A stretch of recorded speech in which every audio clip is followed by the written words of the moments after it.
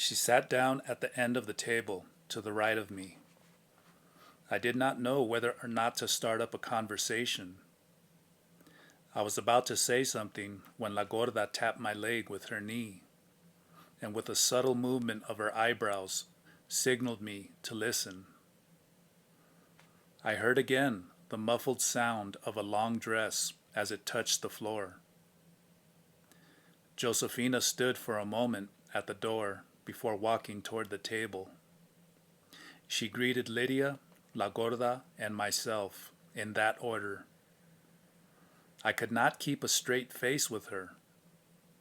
She was also wearing a long dress, a shawl, and no shoes, but in her case, the dress was 3 or 4 sizes larger, and she had put a thick padding into it. Her appearance was thoroughly incongruous. Her face was lean and young, but her body looked grotesquely bloated.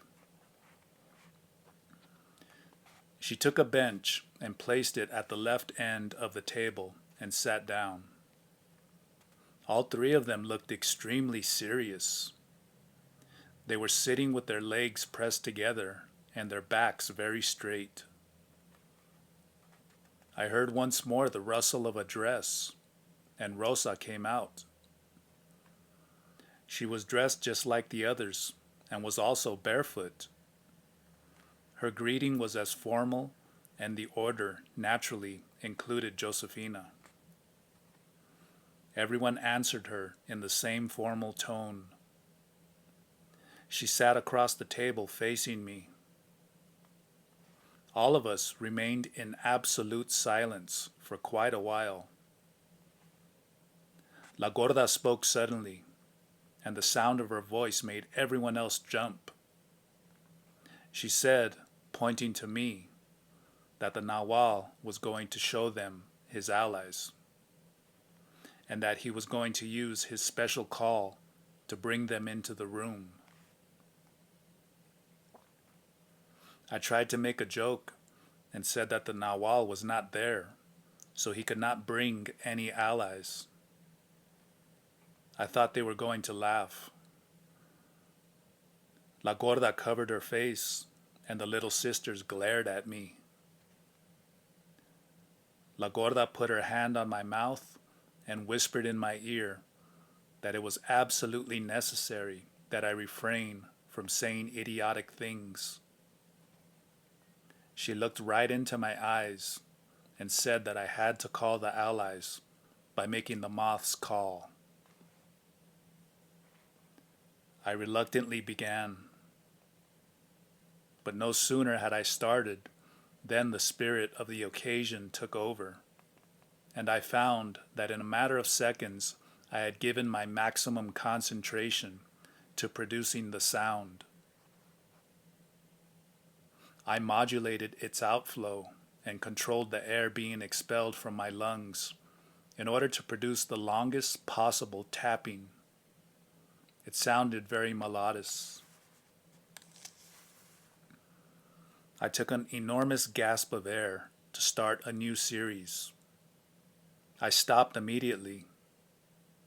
Something outside the house was answering my call. The tapping sounds came from all around the house, even from the roof. The little sisters stood up and huddled like frightened children around La Gorda and myself. "Please, Nahual, don't bring anything into the house," Lydia pleaded with me. Even La Gorda seemed a bit frightened. She gave me a strong command with her hand to stop. I had not intended to keep on producing the sound anyway. The allies, however, either as formless forces or as beings that were prowling outside the door, were not dependent on my tapping sound. I felt again, as I had felt 2 nights before in Don Gennaro's house, an unbearable pressure, a heaviness leaning against the entire house. I could sense it in my navel as an itch, a nervousness that soon turned into sheer physical anguish. The three little sisters were beside themselves with fear, especially Lydia and Josefina. Both of them were whining like wounded dogs. All of them surrounded me and then clung to me. Rosa crawled under the table and pushed her head up between my legs. La Gorda stood behind me as calmly as she could. After a few moments, the hysteria and fear of those three girls mounted to enormous proportions.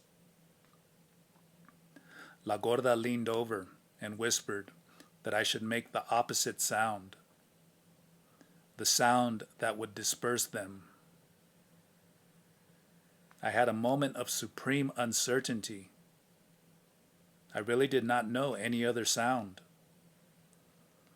But then I had a quick sensation of ticklishness on the top of my head, a shiver in my body, and I remembered out of nowhere a peculiar whistling that Don Juan used to perform at night and had endeavored to teach me.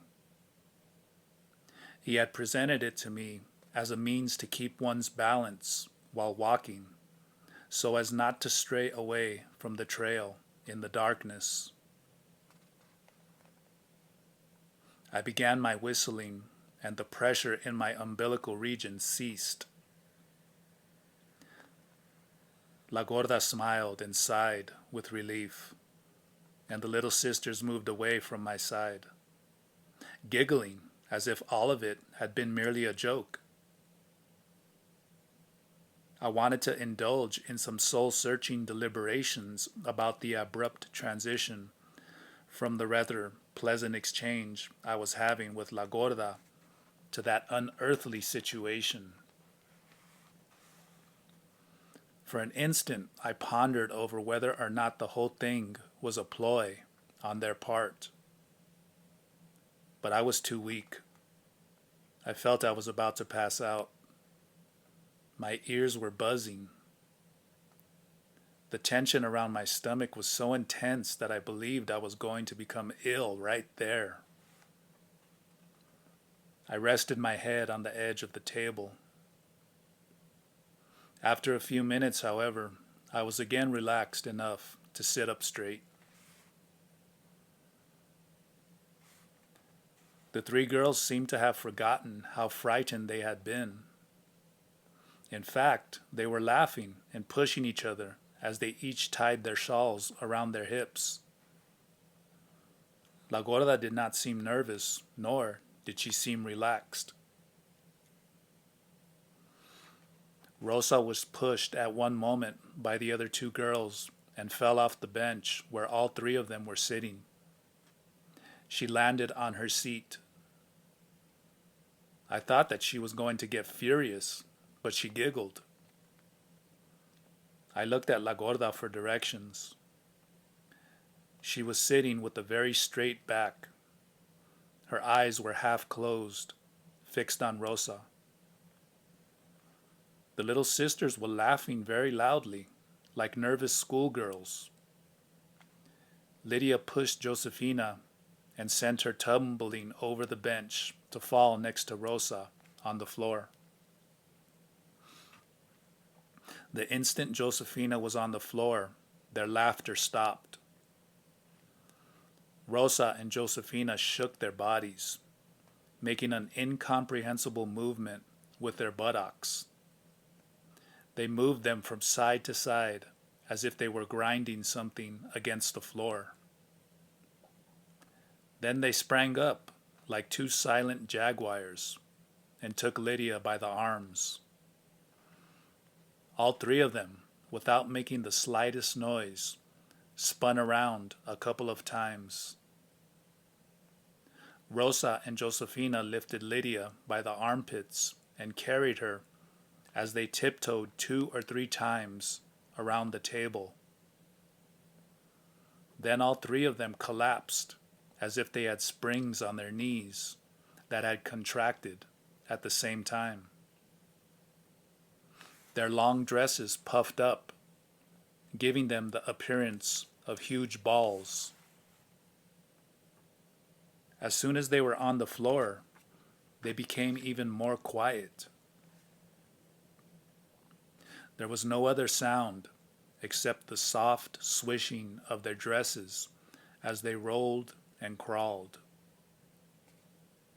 It was as if I were watching a three-dimensional movie with the sound turned off. La Gorda, who had been quietly sitting next to me watching them, suddenly stood up and with the agility of an acrobat ran toward the door of their room at the corner of the dining area. Before she reached the door, she tumbled on her right side and shoulder, just enough to turn over once, then stood up, pulled by the momentum of her rolling, and flung open the door. She performed all her movements with absolute quietness. The three girls rolled and crawled into the room like giant pill bugs. La Gorda signaled me to come over to where she was. We entered the room, and she had me sit on the floor with my back against the frame of the door. She sat to my right with her back also against the frame. She made me interlock my fingers and then placed my hands over my belly button. I was at first forced to divide my attention between La Gorda, the little sisters, and the room.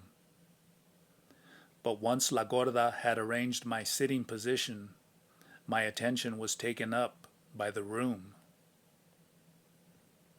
The three girls were lying in the middle of a large, white, square room with a brick floor. There were 4 gasoline lanterns, one on each wall, placed on built-in supporting ledges, approximately 6 feet above the ground. The room had no ceiling. The supporting beams of the roof had been darkened, and that gave the effect of an enormous room with no top. The 2 doors were placed on the very corners, opposite each other. As I looked at the closed doors across from where I was, I noticed that the walls of the room were oriented to follow the cardinal points.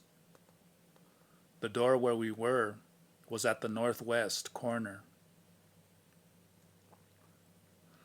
Rosa, Lydia, and Josefina rolled counterclockwise around the room several times.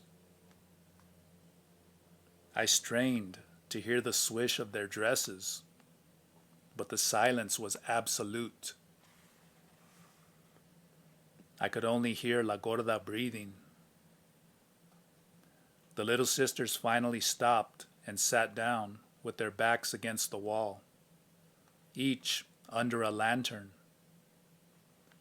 Lydia sat at the east wall, Rosa at the north, and Josefina at the west. La Gorda stood up, closed the door behind us, and secured it with an iron bar. She made me slide over a few inches without changing my position until I was sitting with my back against the door. Then she silently rolled the length of the room and sat down underneath the lantern on the south wall. Her getting into that position seemed to be the cue. Lydia stood up and began to walk on the tips of her toes along the edges of the room, close to the walls. It was not a walk proper, but rather a soundless sliding. As she increased her speed, she began to move as if she were gliding, stepping on the angle between the floor and the walls. She would jump over Rosa, Josefina, La Gorda, and myself every time she got to where we were sitting. I felt her long dress brushing me every time she went by. The faster she ran, the higher she got on the wall. A moment came when Lydia was actually running silently around the four walls of the room, 7 or 8 feet above the floor.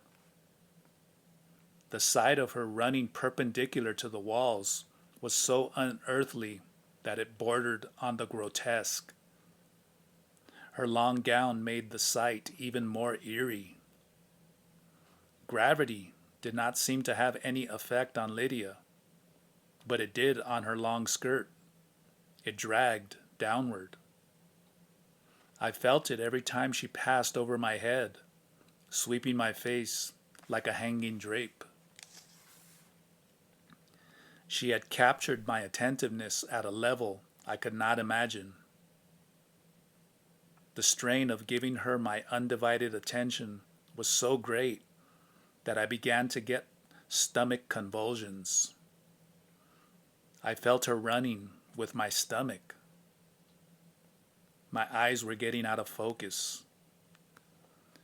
With the last bit of my remaining concentration, I saw Lydia walk down on the east wall diagonally and come to a halt in the middle of the room.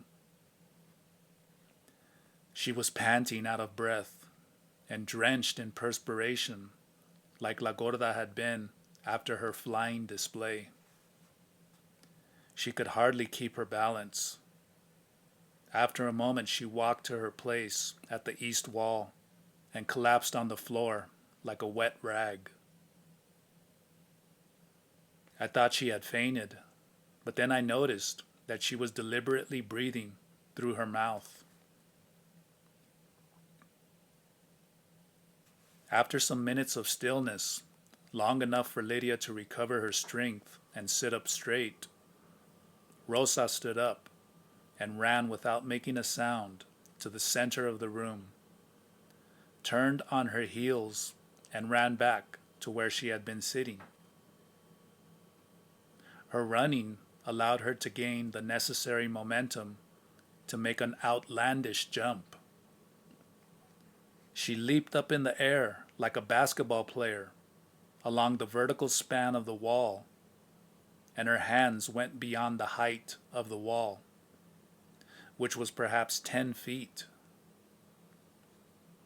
I saw her body actually hitting the wall, although there was no corresponding crashing sound. I expected her to rebound to the floor with the force of the impact, but she remained hanging there, attached to the wall like a pendulum. From where I sat, it looked as if she were holding a hook of some sort in her left hand. She swayed silently in a pendulum-like motion for a moment, and then catapulted herself 3 or 4 feet over to her left by pushing her body away from the wall with her right arm at the moment in which her swing was the widest. She repeated the swaying and catapulting 30 or 40 times. She went around the whole room, and then she went up to the beams of the roof, where she dangled precariously, hanging from an invisible hook. While she was on the beams, I became aware that what I had thought was a hook in her left hand was actually some quality of that hand that made it possible for her to suspend her weight from it. It was the same hand she had attacked me with 2 nights before. Her display ended with her dangling from the beams over the very center of the room. Suddenly, she let go. She fell down from a height of 15 or 16 feet. Her long dress flowed upward and gathered around her head. For an instant, before she landed without a sound, she looked like an umbrella turned inside out by the force of the wind. Her thin, naked body looked like a stick attached to the dark mass of her dress. My body felt the impact of her plummeting down, perhaps more than she did herself. She landed in a squat position and remained motionless, trying to catch her breath. I was sprawled out on the floor with painful cramps in my stomach.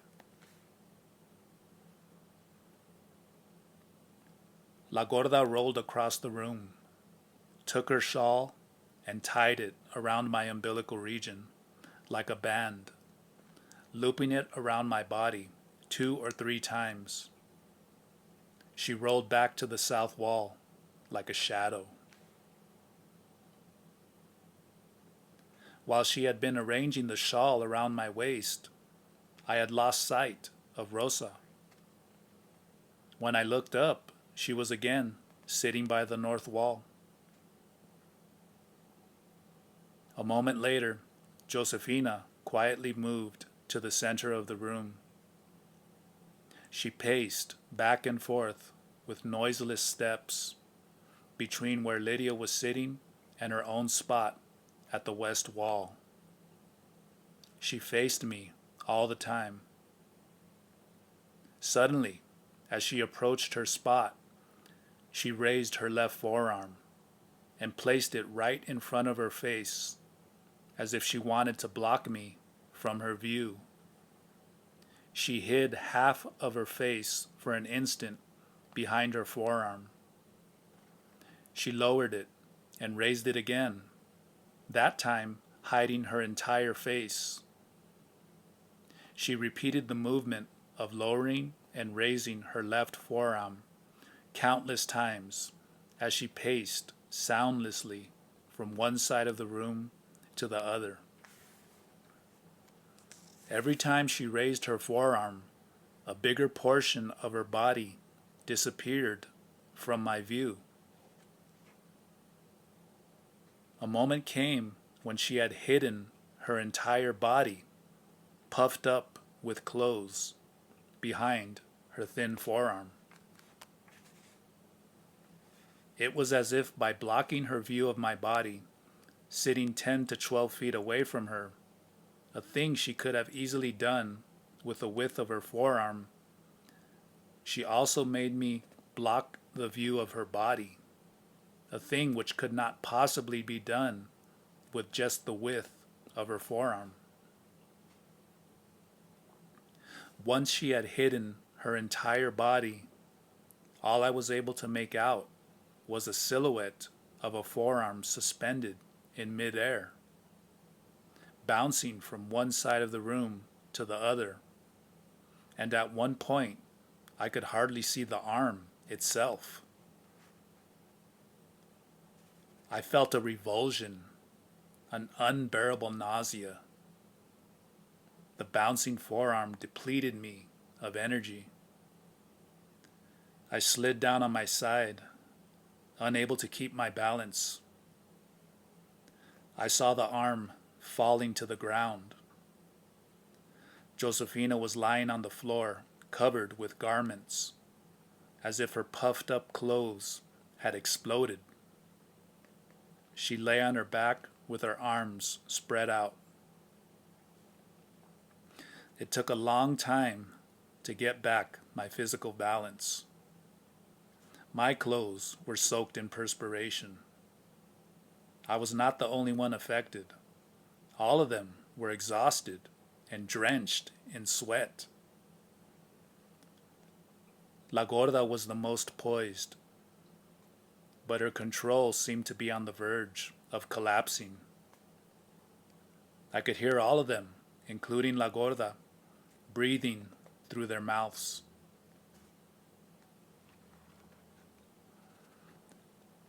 When I was in full control again, everybody sat on her spot. The little sisters were looking at me fixedly. I saw out of the corner of my eye that La Gorda's eyes were half closed. She suddenly rolled noiselessly to my side and whispered in my ear that I should begin to make my moth call, keeping it up until the allies had rushed into the house and were about to take us. I had a moment of vacillation. She whispered that there was no way to change directions and that we had to finish what we had started. After untying her shawl from my waist, she rolled back to her spot and sat down. I put my left hand to my lips and tried to produce the tapping sound. I found it very difficult at first. My lips were dry and my hands were sweaty. But after an initial clumsiness, a feeling of vigor and well-being came over me. I produced the most flawless tapping noise I had ever done. It reminded me of the tapping noise I had been hearing all along as a response to mine. As soon as I stopped to breathe, I could hear the tapping sound being answered from all directions. La Gorda signaled me to go on with it. I produced 3 more series. The last one was utterly mesmeric. I did not need to intake a gulp of air and let it out in small spurts, as I had been doing all along. This time the tapping sound came out of my mouth freely. I did not even have to use the edge of my hand to produce it. La Gorda suddenly rushed to me, lifted me up bodily by my armpits, and pushed me to the middle of the room. Her action disrupted my absolute concentration. I noticed that Lydia was holding on to my right arm, Josefina to my left, and Rosa had backed up against the front of me and was holding me by the waist with her arms extended backward. La Gorda was in back of me. She ordered me to put my arms behind and grab onto her shawl, which she had looped around her neck and shoulders like a harness. I noticed at that moment that something besides us was there in the room, but I could not tell what it was. The little sisters were shivering. I knew that they were aware of something which I was unable to distinguish. I also knew that La Gorda was going to try to do what she had done in Don Gennaro's house. All of a sudden, I felt the wind of the eye door pulling us. I grabbed onto La Gorda's shawl with all my strength, while the little sisters grabbed onto me. I felt that we were spinning, tumbling, and swaying from side to side like a giant, weightless leaf.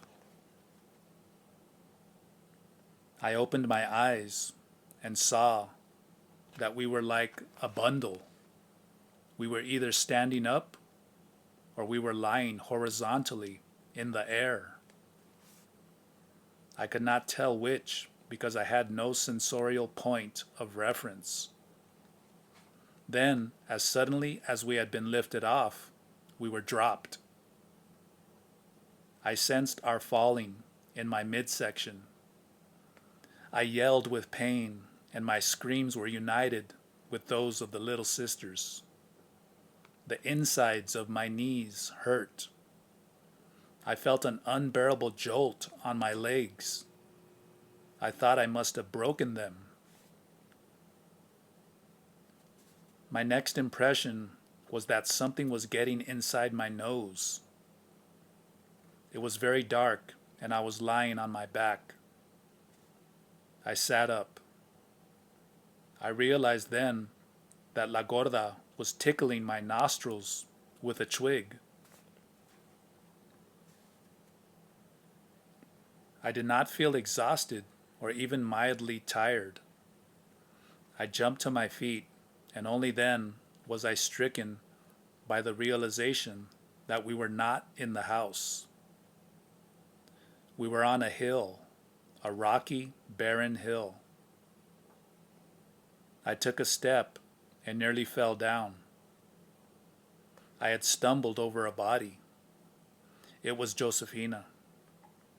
She was extremely hot to the touch. She seemed to be feverish. I tried to make her sit up, but she was limp. Rosa was next to her. As a contrast, her body was icy cold. I put one on top of the other and rocked them. That motion brought them back to their senses. La Gorda had found Lydia and was making her walk. After a few minutes, all of us were standing. We were perhaps half a mile east of the house. Years before, Don Juan had produced in me a similar experience, but with the aid of a psychotropic plant.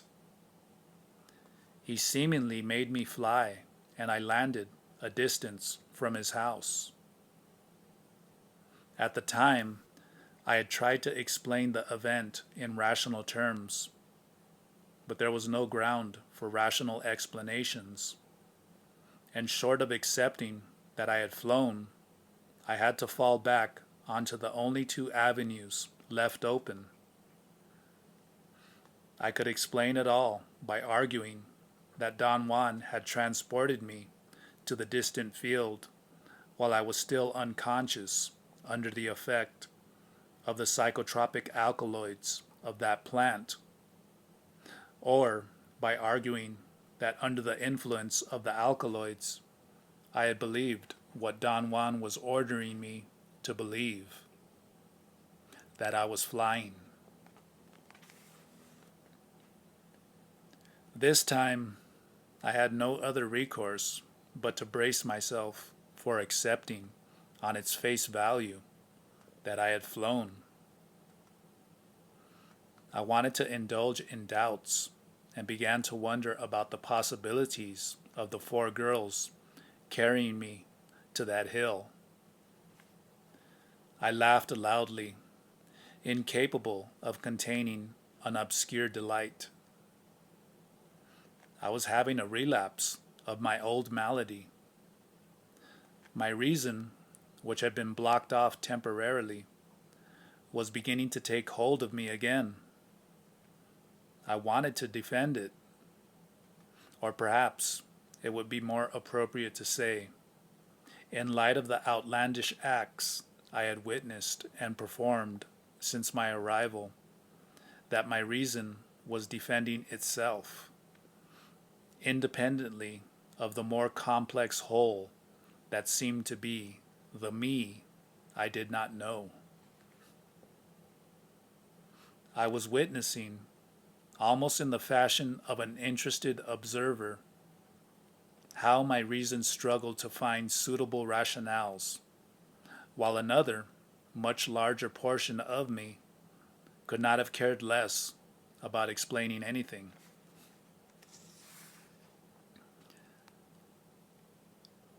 La Gorda made the three girls line up. She then pulled me to her side. All of them folded their arms behind their backs. La Gorda made me do the same.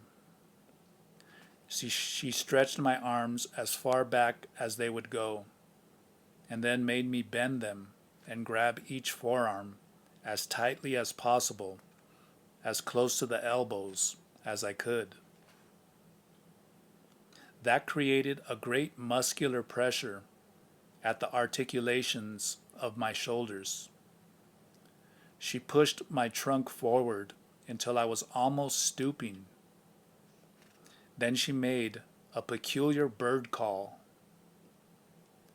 That was a signal. Lydia started walking. In the darkness, her movements reminded me of an ice skater. She walked swiftly and silently.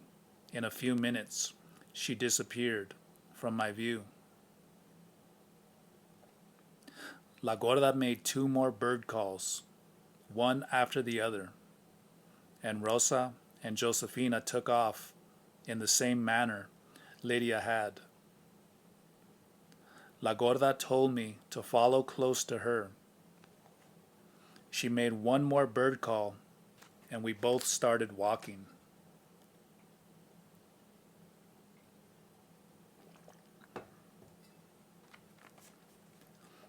I was surprised at the ease with which I walked. My entire balance was centered in my legs. The fact that I had my arms behind my back, instead of hindering my movements, aided me in maintaining a strange equilibrium. But above all, what surprised me the most was the quietness of my steps. When we reached the road, we began to walk normally. We passed 2 men going in the opposite direction. La Gorda greeted them, and they answered back. When we arrived at the house, we found the little sisters standing by the door, not daring to go in. La Gorda told them that although I could not control the allies, I could either call them or tell them to leave, and that the allies would not bother us any longer. The girls believed her, something I myself could not do in that instance. We went inside. In a very quiet and efficient manner, all of them undressed, drenched themselves with cold water, and put on a fresh change of clothes. I did the same. I put on the old clothes I used to keep in Don Juan's house, which La Gorda brought to me in a box. All of us were in high spirits. I asked La Gorda to explain to me what we had done. "We'll talk about that later," she said in a firm tone. I remembered then that the packages I had for them were still in the car. I thought that while La Gorda was cooking some food for us, it would be a good opportunity to distribute them. I went out and got them and brought them into the house. I placed them on the table. Lydia asked me if I had already assigned the gifts, as she had suggested. I said that I wanted them to pick one they liked. She declined. She said that no doubt I had something special for Pablito and Nestor, and a bunch of trinkets for them, which I would throw on the table with the intention that they fight over them. "Besides, you didn't bring anything for Benigno," Lydia said, as she came to my side and looked at me with mock seriousness. "You can't hurt the Gennaro's feelings by giving 2 gifts for 3. They all laughed. I felt embarrassed. She was absolutely right in everything that she had said. "You are careless. That's why I've never liked you," Lydia said to me, changing her smile into a frown. "You have never greeted me with affection or respect. Every time we saw each other, you only pretended to be happy to see me." She imitated my obviously contrived, effusive greeting, a greeting I must have given her countless times in the past. "Why didn't you ever ask me what I was doing here?" Lydia asked me. I stopped writing to consider her point. It had never occurred to me to ask her anything. I told her that I had no excuse. La Gorda interceded and said that the reason that I had never said more than 2 words to either Lydia or Rosa each time I saw them was because I was accustomed to talking only to women that I was enamored of, in one way or another. La Gorda added that the Nahual had told them that if I would ask them anything directly, they were supposed to answer my questions. But as long as I did not ask, they were not supposed to mention anything. Rosa said that she did not like me because I was always laughing and trying to be funny. Josefina added that since I had never seen her, she disliked me just for fun, for the hell of it. "I want you to know that I don't accept you as the Nahual," Lydia said to me. "You're too dumb. You know nothing. I know more than you do. How can I respect you?" Lydia added that as far as she was concerned, I could go back where I came from, or go jump in a lake for that matter. Rosa and Josefina did not say a word. Judging by the serious and mean expressions on their faces, however, they seemed to agree with Lydia. "How can this man lead us?" Lydia asked La Gorda. "He's not a true Nahual. He's a man. He's going to make us into idiots like himself." As she was talking, I could see the mean expressions on Rosa's and Josefina's faces getting even harder. La Gorda intervened and explained to them what she had seen earlier about me. She added that since she had recommended to me not to get entangled in their webs, she was recommending the same thing to them, not to get entangled in mine. After Lydia's initial display of genuine and well-founded animosity, I was flabbergasted to see how easily she acquiesced to La Gorda's remarks. She smiled at me. She even came and sat next to me. "You really like us, huh?" she asked in a tone of bewilderment. I did not know what to say. I was afraid of blundering. Lydia was obviously the leader of the little sisters. The moment she smiled at me, the other two seemed to be infused instantly with the same mood. La Gorda told them not to mind my pencil and paper and my asking questions, and that in return I would not be flustered when they became involved in doing what they loved the most, to indulge in themselves. The 3 of them sat close to me. La Gorda walked over to the table, got the packages, and took them out to my car. I asked Lydia to forgive me for my inexcusable blunderings of the past, and asked all of them to tell me how they had become Don Juan's apprentices. In order to make them feel at ease, I gave them an account of how I had met Don Juan. Their accounts were the same as what Doña Soledad had already told me. Lydia said that all of them had been free to leave Don Juan's world, but their choice had been to stay. She, in particular, being the first apprentice, was given an opportunity to go away. After the Nahual and Gennaro had cured her,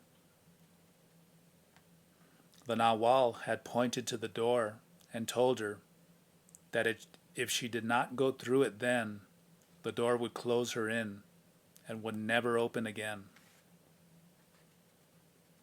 My fate was sealed when that door closed, Lydia said to me.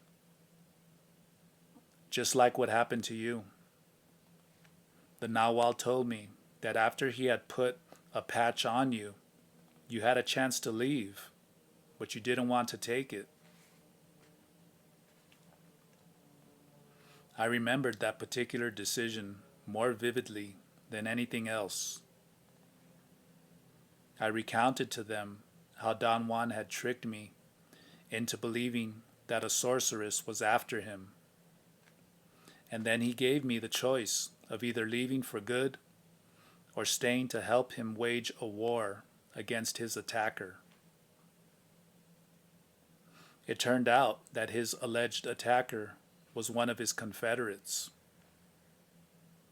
By confronting her on what I thought was Don Juan's behalf, I turned her against me, and she became what he called my worthy opponent. I asked Lydia if they had had a worthy opponent themselves. We are not as dumb as you are, she said. We never needed anyone to spur us. Pablito is that dumb, Rosa said. Soledad is his opponent. I don't know how worthy she is, though. But as the saying goes, if you can't feed on a capon, feed on an onion. They laughed and banged on the table. I asked them if any of them knew the sorceress Don Juan had pitted me against, La Catalina. They shook their heads negatively. I know her, La Gorda said from the stove. She's from the Nahual cycle, but she looks as if she's 30. What is a cycle, Gorda? I asked. She walked over to the table and put her foot on the bench and rested her chin on her arm and knee. Sorcerers like the Nahual and Gennaro have 2 cycles, she said. The first is when they're human, like ourselves. We are in our first cycle. Each of us has been given a task, and that task is making us leave the human form. Eligio, the 5 of us, and the Gennaros are of the same cycle. The second cycle is when a sorcerer is not human anymore, like the Nahual and Gennaro. They came to teach us, and after they taught us, they left. We are the second cycle to them. The Nahual and La Catalina are like you and Lydia. They are in the same positions. She's a scary sorceress, just like Lydia. La Gorda went back to the stove. The little sisters seemed nervous. That must be the woman who knows power plants, Lydia said to La Gorda. La Gorda said that she was the one. I asked them if the Nahual had ever given them power plants. No, not to us 3, Lydia replied. Power plants are given only to empty people, like yourself and La Gorda. Did the Nahual give you power plants, Gorda? I asked loudly. La Gorda raised 2 fingers over her head. The Nahual gave her his pipe twice, Lydia said, and she went off her rocker both times. What happened, Gorda? I asked. I went off my rocker, she said as she walked over to the table. Power plants were given to us because the Nawal was putting a patch on our bodies. Mine hooked fast, but yours was difficult.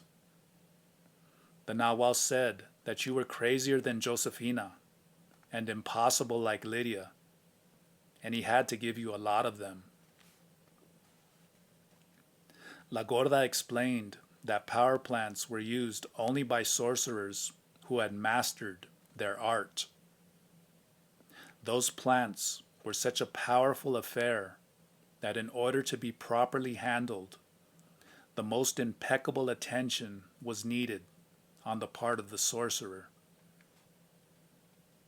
It took a lifetime to train one's attention to the degree needed. La Gorda said that complete people do not need power plants, and that neither the Little Sisters nor the Gennaros had ever taken them, but that someday, when they had perfected their art as dreamers, they would use them to get a final and total boost. A boost of such magnitude that it would be impossible for us to understand. Would you and I take them too? I asked La Gorda. All of us, she replied. The Nawal said that you should understand this point better than any of us.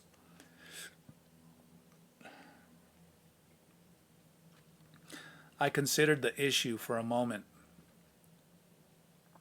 The effect of psychotropic plants had indeed been terrifying for me. They seemed to reach a vast reservoir in me and extract from it a total world. The drawback in taking them had been the toll they took on my physical well-being and the impossibility of controlling their effect. The world they plunged me into was unamenable and chaotic. I lacked the control, the power, in Don Juan's terms, to make use of such a world. If I would have the control, however, the possibilities would be staggering to the mind. I took them myself, Josefina said, all of a sudden. When I was crazy, the Nawal gave me his pipe to cure me or kill me, and it cured me. The Nawal really gave Josefina his smoke, La Gorda said from the stove, and then came over to the table. He knew that she was pretending to be crazier than she was. She's always been a bit off, and she's very daring and indulges in herself like no one else. She always wanted to live where nobody would bother her, and she could do whatever she wanted. So the Nawal gave her his smoke and took her to live in a world of her liking for 14 days until she was so bored with it that she got cured. She cut her indulging. That was her cure. La Gorda went back to the stove. The Little Sisters laughed and patted one another on the back. I remembered then that at Doña Soledad's house, Lydia had not only intimated that Don Juan had left a package for me, but she had actually shown me a bundle that had made me think of the sheath in which Don Juan used to keep his pipe. I reminded Lydia that she had said that they would give me that package when La Gorda was present. The Little Sisters looked at one another and then turned to La Gorda. She made a gesture with her head. Josefina stood up and went to the front room. She returned a moment later with the bundle that Lydia had shown me. I had a pang of anticipation in the pit of my stomach. Josefina carefully placed the bundle on the table in front of me. All of them gathered around. She began to untie it as ceremoniously as Lydia had done the first time. When the package was completely unwrapped, she spilled the contents on the table. They were menstruation rags. I got flustered for an instant, but the sound of La Gorda's laughter, which was louder than the others, was so pleasing that I had to laugh myself. "That's Josefina's personal bundle," La Gorda said. "It was her brilliant idea to play on your greed for a gift from the Nawal in order to make you stay." "You have to admit that it was a good idea," Lydia said to me. She imitated the look of greed I had on my face when she was opening the package, and then my look of disappointment when she did not finish. I told Josefina that her idea had indeed been brilliant, that it had worked as she had anticipated, and that I had wanted that package more than I would care to admit. "You can have it if you want it," Josefina said, and made everybody laugh. La Gorda said that the Nawal had known from the beginning that Josefina was not really ill, and that was the reason it had been so difficult for him to cure her. People who are actually sick are more pliable. Josefina was too aware of everything and very unruly, and he had had to make her smoke. He had had to smoke her a great many times. Don Juan had once said the same thing about me, that he had smoked me. I had always believed that he was referring to having used psychotropic mushrooms to have a view of me. "How did he smoke you?" I asked Josefina. She shrugged her shoulders and did not answer. "The same way he smoked you," Lydia said. "He pulled your luminosity and dried it with the smoke from a fire that he had made." I was sure that Don Juan had never explained such a thing to me. I asked Lydia to tell me what she knew about the subject. She turned to La Gorda. "Smoke is very important for sorcerers," La Gorda said. "Smoke is like a fog. Fog is of course better, but it's too hard to handle. It's not as handy as smoke is. So if a sorcerer wants to see and know someone who is always hiding, like you and Josefina, who are capricious and difficult, the sorcerer makes a fire and lets the smoke envelop the person. Whatever they're hiding comes out in the smoke." La Gorda said that the Nawal used smoke not only to see and know people, but also to cure. He gave Josefina smoke baths. He made her stand or sit by the fire in the direction the wind was blowing. The smoke would envelop her and make her choke and cry, but her discomfort was only temporary and of no consequence. The positive effects, on the other hand, were a gradual cleansing of the luminosity. "The Nawal gave all of us smoke baths," La Gorda said. "He gave you even more baths than Josefina. He said that you were unbearable, and you were not even pretending, like she was." It all became clear to me. She was right.